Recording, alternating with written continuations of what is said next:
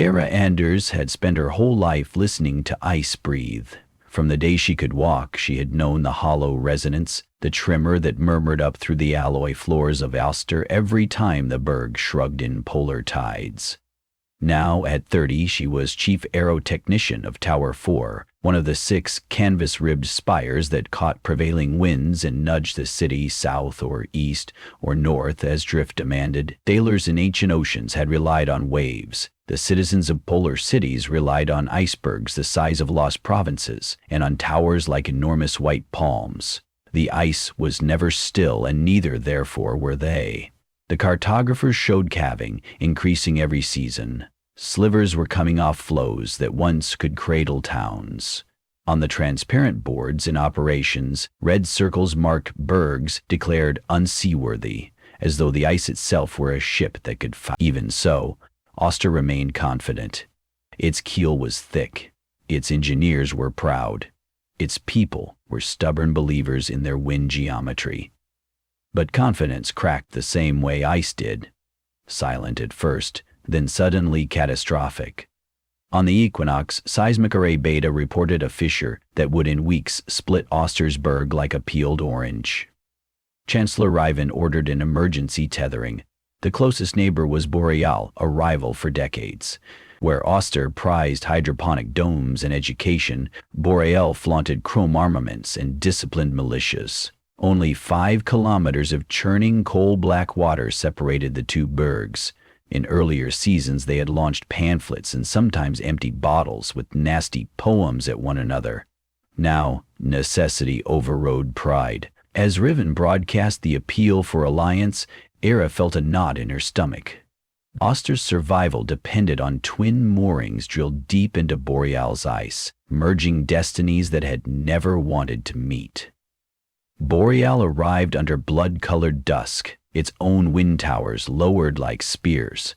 Marshal Kale strode across the hastily iced pontoon between the bergs, boots jingling with ceremonial chains, and met Chancellor Riven beneath Tower 4. The men were similar, sharp-bearded, silver-eyed, encrusted with medals, and they appraised each other with smiles that never reached the pupils.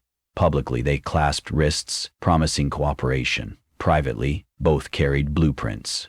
Each believed the single remaining solid flow could sustain only one city through the coming melt.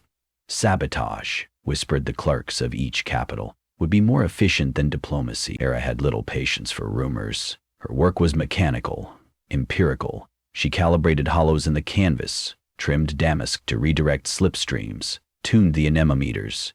Yet when she descended the lift to requisition rivets, she stumbled upon Saran Duvala turbinsmith from Boreal. She'd known faintly from past trade fairs, inspecting her city's ventilation grids. He gave a lopsided grin, faint scar on his temple, hands behind his back, as if unsure whether to shake or salute. A chancellor ordered joint maintenance teams, he said, pronouncing every syllable as though wary of being misunderstood. Sovereign eyes shared wind, so they tell me. She sensed in him the same unease she felt, collaboration born of desperation, fragile as early frost. For the first week the tethering seemed to work. Boreal's towers took west winds, Oster's caught easterlies, their vectors canceling spin so the merged berg held a steady equatorial bearing. Pipes and cables were floated over, grafting grid to grid. Children from both cities skated on the liminal arena of freshly poured surface water, and found that rivalry evaporates when laughter begins. But underdeck, beyond public decks and sensors, saboteurs moved. The first sign was subtle. Tower 6 of Boreal ratcheted 20 degrees off alignment, flogging canvas till it shredded. Marshal Kale blamed microbursts, yet meteorologists recorded no turbulence. 2 nights later, Oster's desalination intakes jammed with slag. Chancellor Riven declared it an accident of salt creep, though his engineers had serviced filters that morning. Each city's council accused the other, but open hostility would doom both, so grudging politeness persisted, while fear fermented. Era and Sorn became unofficial liaisons, patching metal, relaying parts, translating jargon. Over cups of kelp broth, they traded jokes about their superiors, hers saying Riven could freeze coffee with a frown, him insisting Kale ironed uniforms with his bare fists. A tentative trust formed, a fragile filament like those that tethered the bergs. Trust, however, is combustible in an atmosphere of plots. During a maintenance cycle, Erit rode a sling chair down to the berg's underbelly, where windless caverns glittered electric blue. She was adjusting ballast fins when she caught a glint deeper in the ice. A copper coil, alien to Oster's diagrams. On closer inspection, she recognized prime charge couplings, the kind used in controlled melt mining. Someone had planted thermal charges that, if detonated, would honeycomb the berg from below. She clipped photos with her wrist lens. Her pulse thundered louder than the distant groan of glaciers. She climbed back to daylight, heart hammering, and found Soren tightening bolts on a conveyor. Thrusting the holographs into his hands, she blurted, "Yours or mine?" The only question that mattered. He studied the images, jaw tightening.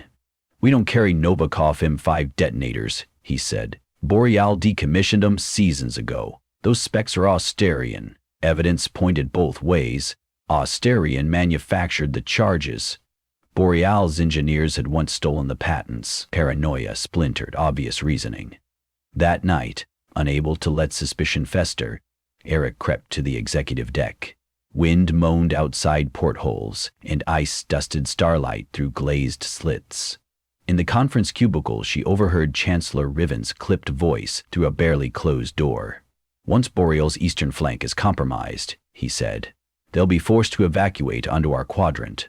Then we negotiate from strength or refuse boarding." Another voice, steel and smoke cales. "Our plan mirrors yours, Chancellor. We set melt charges beneath your ribs an hour ago." A pause, then laughter, brittle as rhyme. "Well," Riven concluded, "it seems stalemate becomes us. Shall we parlay over brandy while the ice decides?" Ira backed away, trembling. The leaders were not rivals. They were co-conspirators in mutual destruction, each convinced he could outwit the other's timing. She found Soren on the observation deck, northern lights smearing jade curtains overhead. She managed, through a throat gone raw, to recount the overheard dialogue. Soren cursed softly. "My city is readying lifeboats," he admitted. "The official line is routine drill, but now I understand." He lifted his eyes to the aurora. "If even the sky is on fire, why shouldn't they burn us too?" Over the next 2 days, temperature spikes accelerated. Satellites pinged alarms. A warm Atlantic pulse was infiltrating the polar sea. Melt season, predicted to begin in a fortnight, had arrived now, and with vengeance. Fissures radiated from beneath joint foundations. Families complained of floors that sweated brine. The tether steel braided cables, thicker than tree trunks, groaned under twisting stresses. Riven and Kale staged a joint broadcast, assuring citizens of stability.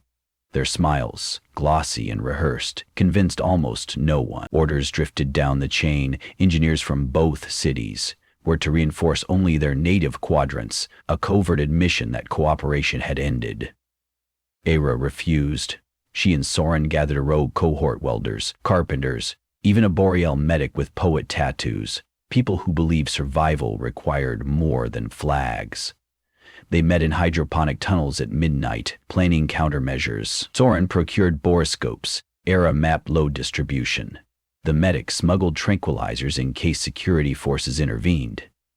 They called themselves the Bridge Watch, not for the pontoon between cities, but for the bridge they'd build to any future at all.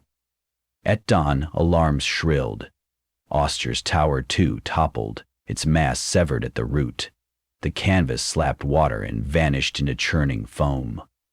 Wind shear swung the conjoined berg like a drunk door. Thousands were thrown from cots. Soren radioed, "Charge, detonation confirmed." But whose? Shouting filled corridors. On feeds, figures in Boreal uniforms sprinted across the pontoon, rifles raised. Austere militia met them halfway. The moment adversaries faced each other, the ice beneath them fractured, and half the soldiers plunged, screaming into hypothermic black. Chaos opened a corridor for the Bridge Watch. Era and Soren donned pressure suits and descended to the underbelly. Cables jittered like nerves. Guided by Boreal flash tags, they located dual lines of blasting gel ribboned through glacial veins. One sequence wired to Oster detonators, the other to Boreal triggers. Each city had indeed seated bombs beneath the other. Detonations were on staggered timers, meant to appear as accidents. "Disarm Osters first," Era said. "We'll need your codes afterward," Soren replied. Working together, they clipped, froze, pried. The medic kept vitals on both of them, heart rates 140, oxygen 95. Halfway through the maze, Soren froze. Listen. Through the ice rolled a terrifying boom, muffled yet colossal. Not sabotage this time, a natural calving.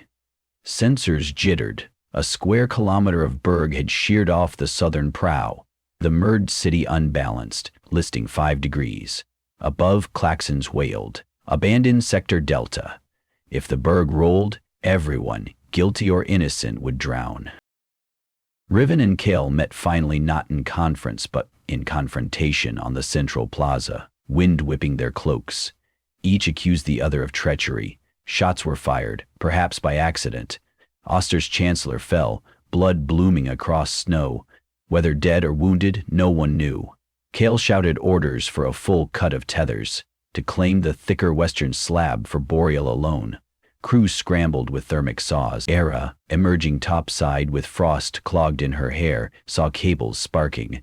She sprinted to intercept, hauled a welder off the line, screamed, "You sever those, and the berg flips!" He swung a wrench. She ducked, slammed her palm on an alarm post, broadcasting override. Across decks, citizens heard a new voice, hers crackling through speakers. "Both cities' leaders have condemned us. Stand down. Anyone who wants to live, report to the bridge watch markers. We hold the berg together, or we all sink." It was audacious, and maybe it worked because desperation had thinned obedience. People threw down weapons. A Boreal child led an Ostogram mother across ice. The medic herded wounded from both uniforms into the same triage dome.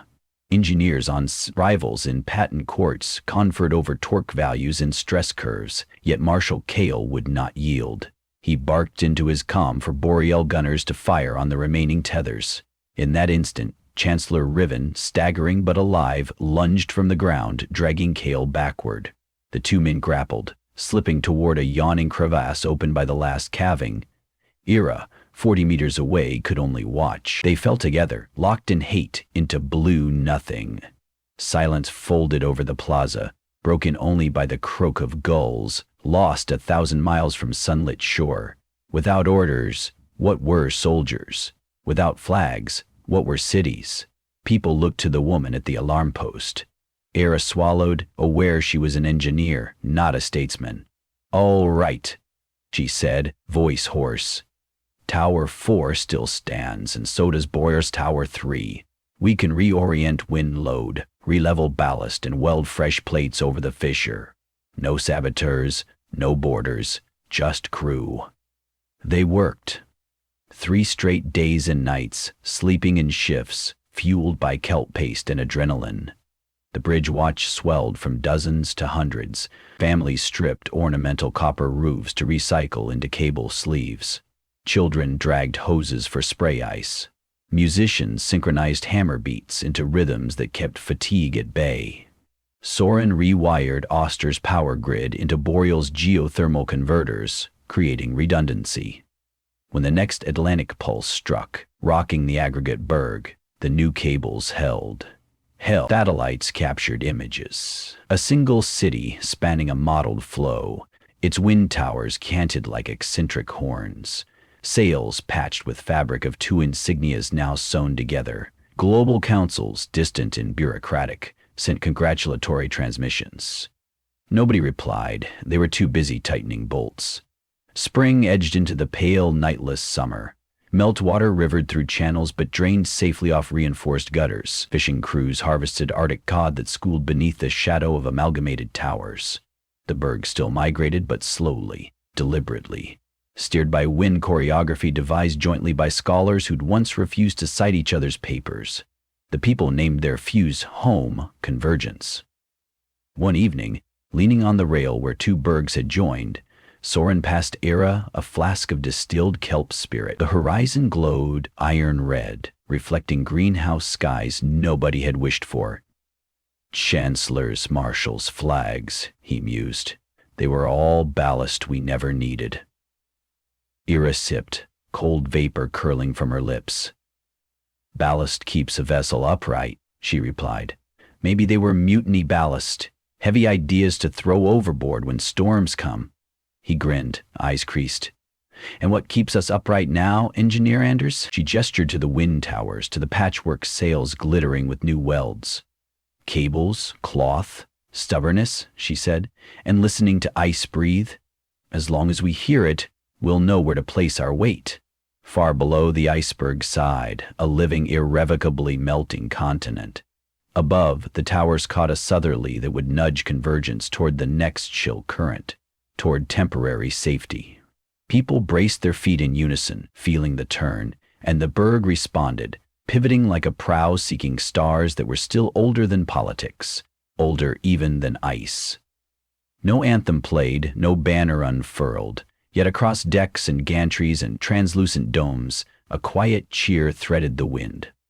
The polar citionts, too, now one, was moving again, not away from peril but through it, carried by air, by water, by will. No sabotage could stop that momentum now. Survival itself had become the common flag, beating invisible over everyone's head.